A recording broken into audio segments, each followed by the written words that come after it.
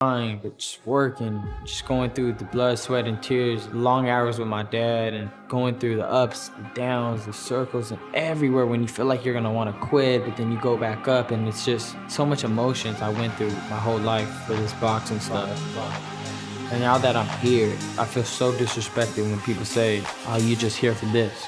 You just got it because of this."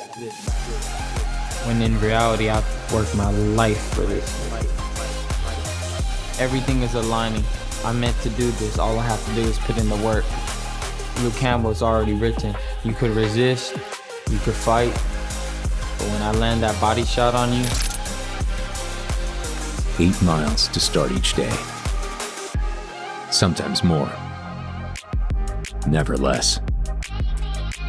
I start off my day with running because it helps me with my mentality and just helps me think about things. It's really good for my mental health as well. I need to cut weight, so running is the best form of cutting weight for me. How many miles was that, Ryan? 8 miles, baby. You know what sort of pace you got? No. But it was fast. But it was damn fast. How you feel? Amazing. He said 7 punches not gonna do it. I said, if you didn't put in the contract that I can't throw more than 7 punches, then I'd throw more than that. Let's see how mad he is. Ryan maintains his speed, but has become more patient, concentrating on positioning and balance while making his opponent work for every exchange. This is bare minimum I'm talking about. His focus is just crazy. What I've seen in the past is very different from what I'm seeing today. Ryan has lost weight, but gained some strength. Reaching a level that surpasses any level that we've reached in previous camps, to continually improve and get better every day. Against Mario Barrios, this approach is crucial. Barrios is tall, resilient, and thrives in grueling, drawn-out fights. Ryan understands this camp isn't about landing flashbulbs, it's about sustained control. You can see it in sparring. He's building combinations methodically, rather than chasing a single knockout blow. I mean, I opened up as the underdog, and it just felt like they just don't see my skills, and it's been that way for a long time since coming up. You know, they see the knockout, they see what I do, but they don't know how I'm doing it, so they never really rate me too well, you know. But that's fine. I have my style, and I'm confident against anybody, and just gonna keep on shocking people.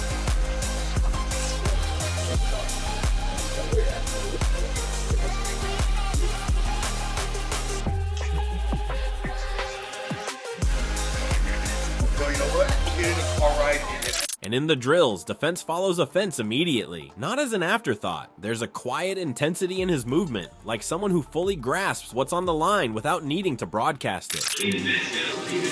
I like that. I've heard that before. Tell me something I haven't heard. You worry about being great, you never be great. It's trash.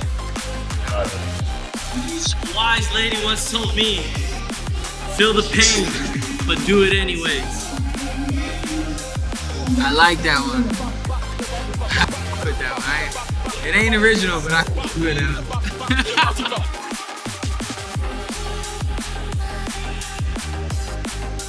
We're on the way to the gym right now. My hand's gotten better, and I wanted to get a jump on my training, so I've been training for the last 2 months.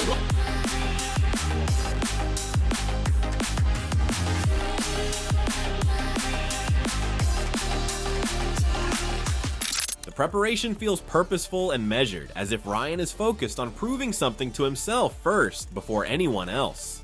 It's less about spectacle and more about being truly ready, and that shift may be what makes this version of him most dangerous.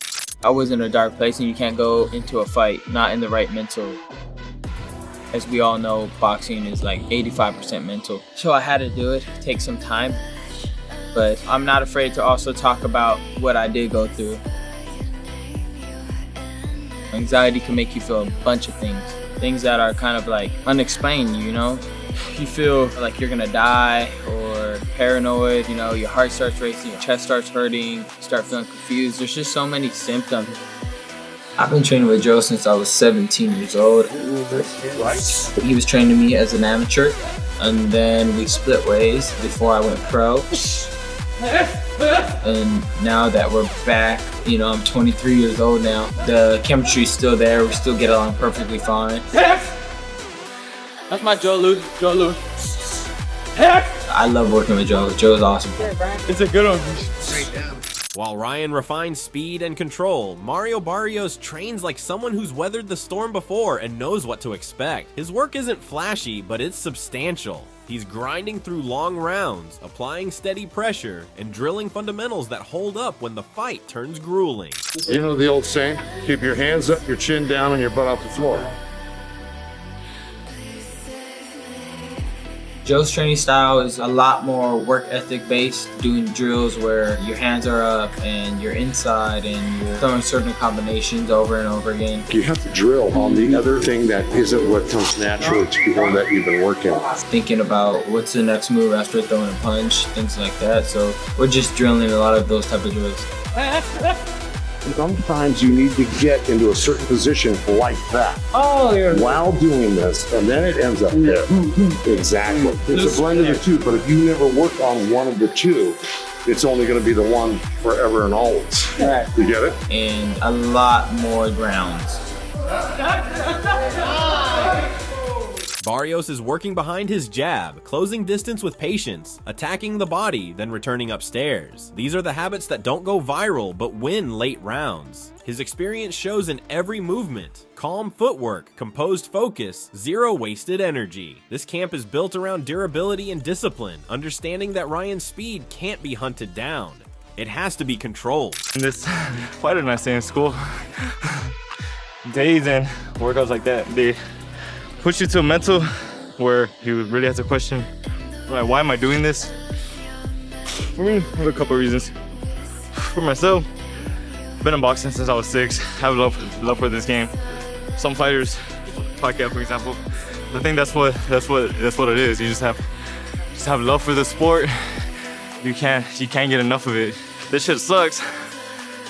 Have a love-hate relationship with this guy, but everything just it comes together like a puzzle. Barrios isn't trying to dazzle anyone. He's focused on staying present every second and capitalizing on mistakes when they appear.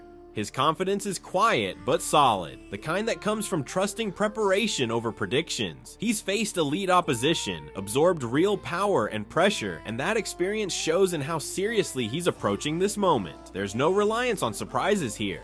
It's pure readiness. When the fight starts posing hard questions, Barrios is banking on having the answers. Good work. Let's go. Push it. I feel like I've definitely been underestimated in my career. Get stronger as you finish. Nice work. Come on, Mario. Let's attack it. That's not something that has bothered me much. I've never had a problem. Not necessarily like trying to prove people wrong, but it kind of just happens that way. 3, 2, 1. Take a deep breath. Recover. Right back at it. I always step in there with bad intentions. Max it out. There we go. That's the speed we're looking for right there. 10 seconds. Come on, Mario. Everything you got, bro. Don't hold back. Last one. Bring us home, man. Bring us home. I think I for sure got that dog in me because I don't shy away from a firefight. Just when the focus seems locked on Mario Barrios grinding quietly and doing everything right, Wade Plemons steps back and asks the uncomfortable question everyone's avoiding. Is Ryan Garcia actually respecting the danger in front of him? Or is he treating this like another content opportunity instead of a genuine title shot? That's what makes Wade's perspective valuable. He's not shouting hot takes, he's pointing out patterns. He sees Ryan with the backpack, the double mics, the streaming, the theatrics, and he's essentially saying, we've already watched this film twice before. But I don't like see the idea of like, oh, Joe's a traitor for training Mario Barrios after training Ryan Garcia. He's trying to make a living as well. He's got to continue training fighters. If someone like Barrios comes to him, I know every coach has a different rule about this, but if you don't have ties to the fighter that you used to have ties to, I don't see a problem with training another fighter as long as you're doing it ethically and you're not like poaching and like getting insiders in camps and stuff like that. Joe got to make a living too. This is all business at the end of the day. I don't see any, When Wade Plemons jokes about Ryan needing manufactured motivation like a Jordan-era grudge, it's funny, but it's also true. Some fighters need chaos to activate. The unsettling part? Barrios doesn't. Mario Barrios is calm, experienced, and perfectly content letting his opponent exhaust himself. Meanwhile, Ryan Garcia is the A-side walking into an A-side trap. 8-ounce gloves, ego flare-ups, press conference theater, it all generates buzz. But Wade keeps returning to the same point. This is a must-win moment for Ryan, not because of hype, but because boxing stops forgiving you once the excuses pile up. That's the underlying tension. Fireworks are guaranteed, but discipline determines who leaves with the belt. It's a bit of an interesting adjustment, whereas Barrios, he's a big dude compared. I think Barrios is probably bigger than Ryan. So massive, massive opportunity. No one obviously ever wants to lose a fight, but I feel like this is a can't lose for Ryan Garcia. After Wade Plemons dissects Ryan's chaos, the tone shifts when Mario Barrios and Joe Goosen sit down, calm, prepared, like they've already weathered the storm. Barrios focuses on timing, not hype, recognizing this fight holds more value now before Ryan's legend becomes untouchable. Joe dismisses the traitor narrative entirely, unfazed by drama. Both frame Ryan not with fear or dismissal, but with clear-eyed tactical awareness. Veterans who've seen it all and aren't rattled by headlines. Now, you've had back-to-back draws. How important is it for you that you need to be decisive in each round, especially against a named guy like that, the popularity, if it does go the 12-round distance? Oh yeah, no, it's very important. You know, I'm looking to have a very clear and a very dominant, win, whether it's by stoppage or whether it's by decision. And so I know, like, going into this fight, every round is going to be important. Pressing our game plan and pressing everything that we are working on. Barrios is clinical. He calls out Ryan's mental exit in the Raleigh fight as film study, not insult. His plan is to dominate round by round, mentally and physically, understanding that perception matters when you're still proving yourself as champion. Joe reinforces this by refusing to prepare for anything less than peak Ryan, assuming otherwise means you've already lost. That's pure discipline and structure. The Pacquiao lessons matter too. Press early, don't let rhythm develop, no shortcuts. While Ryan's camp is loud and unpredictable, Barrios' side is like pressure building in a sealed room. No panic, no flexing, just calculated options and clear intent. That contrast is what makes this fight more dangerous than most people realize. For the championship of the world, and I have to imagine he's pulling out all the stops to get into the best shape he can. So I really don't reflect back on the Raleigh fight. Yeah, can you derive certain things that he may or may not do well, or are there, faults that he has that you could pick out on that one? But, then I got to assume he's cleaned that up for this fight. So I don't look back and count on him making the same mistakes he made in the last fight. I want to train Mario to face the best Ryan Garcia that he can possibly be. After Barrios and Goosen's structured breakdown, the camera shifts to Ryan Garcia. The energy changes, becoming smoother and slicker. Ryan's illusion talk isn't excuses, it's deliberate strategy. He's training 3 sessions daily, while critics obsess over streaming, missing the bigger picture. He admits the misdirection without revealing the method. His routine, early gym, boxing drills, stacked conditioning matches his physical condition. He frames streaming as promotion, proving he can juggle what others can't. His confidence about leading the curve holds weight. Boxing always follows whoever cracks attention first. It's something that, I was trying to create an illusion, almost like you said, a magic trick. But in honesty, we're training really hard. We wake up, we hit the gym right away, 8:30. Then we can do boxing training, hours, running, boom. And then I'll fit in whatever I can with streaming. The streaming takes an hour, hour and a half out of your day. You get content, you boom. It's all part of the show. It's all part of the promotion. And you're gonna see a lot of people that hop on the bandwagon, hopping on the train of what I'm doing. Like I've always done, to be real. I've always been ahead of the curve, and it's happening again. This fight is about identity, not hype. Ryan is mastering himself before the moment, blending misdirection, discipline, and pressure. Barrios is rooted in who he is, trusting rounds, fundamentals, and experience to expose impatience. One side is smoke and precision, the other is foundation and stamina.